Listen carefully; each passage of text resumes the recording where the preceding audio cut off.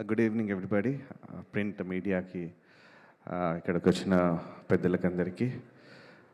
So Hari film it's a long journey చెప్పాలంటే. Actually it's ఒక thought, జైకి వచ్చిన ఒక థాట్ నాకు ఫస్ట్ టైం చెప్పగానే చాలా ఎగ్జైట్ అనిపించింది. అంత కాన్సెప్ట్ అంటే మనకు ప్రతి ఒక్కళ్ళలో ఉన్న వీక్నెసెస్ గురించి చాలా, ఇప్పుడు అందరు చెప్పినట్టే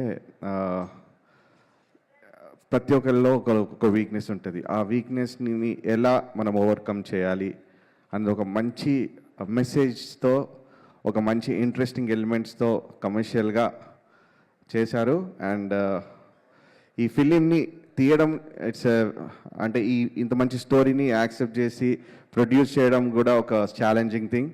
సో దీనికి ఈ సినిమాకి ప్రొడ్యూస్ చేసిన ఆర్వి రెడ్డి గారికి, శేషు గారికి, నాయుడు గారికి అండ్ శ్రీనివాస్ గారికి అందరికీ కూడా కంగ్రాచులేషన్స్ చెప్తున్నాను. Because it's a very good concept coming up. And of course దీంట్లో 6 అమేజింగ్ క్యారెక్టర్స్ ఉన్నారు.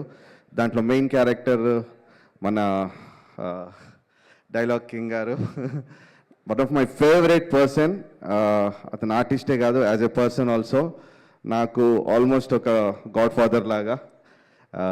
So we have a very long journey. ఆది ఫస్ట్ ఫిలిం నుంచి ఒక ఫ్యామిలీ లాగా మేము ఉంటాము. సో ఆయన క్యారెక్టర్, ఆయన చేసిన యాక్టింగ్ వండర్ఫుల్గా ఉంది ఈ ఫిలింలో. అండ్ మెయిన్గా ఈ ఫిలింకి బ్యాక్గ్రౌండ్ స్కోర్ చేసేటప్పుడు నేను జై చాలా we had a very great time.